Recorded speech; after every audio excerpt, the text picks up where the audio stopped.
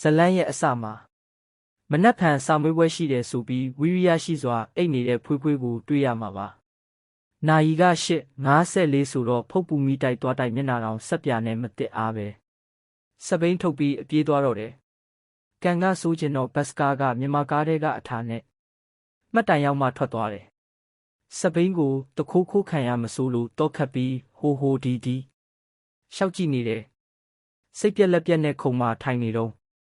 ဘဲကရောက်လာမှမသိတဲ့ဦးကြောက်လုံးကဘေးမှာရောက်နေရောဘာတွေငိုင်နေတာလဲမေးတော့ဘတ်စကားနောက်ကျလို့စာမေးပွဲမမီတော့တဲ့အကြောင်းပြောပြတယ်ဦးကြောက်လုံးကဒီအချိန်မှာစုတစုတောင်းပါဆိုဘာစုတောင်းမလဲဆိုတော့စာမေးပွဲမဖြေရရင်ထိပေါက်ပါစေဆိုပြီးဖွေးဖွေးကစုတောင်းလိုက်တယ်ဒါနဲ့ဦးကြောက်လုံးကလက်ကနာယီကမိုက်လာပါလားဘာတစိမ့်လဲ9000ပေးမယ်ရောင်းမလားလို့တော့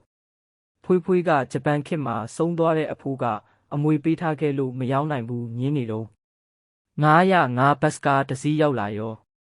ဖွေးဖွေးကကားကိုတားပြီး1000ပေးရင်ရောင်းမယ်ပြောမလို့လှုပ်တုံးဦးကြောက်လုံးကဘဲပြောက်သွားမှမသိဘူး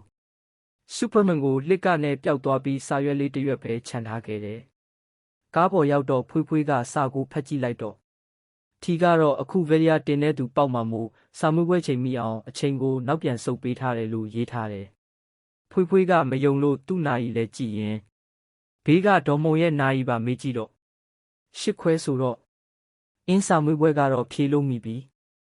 ထီကတော့မတက်နိုင်ဘူးဗေရီယာတင်တဲ့သူပဲပေါက်ပါစေတော့ဆိုပြီးပြုံးရင်ပြီးဆုံးသွားပါပြီ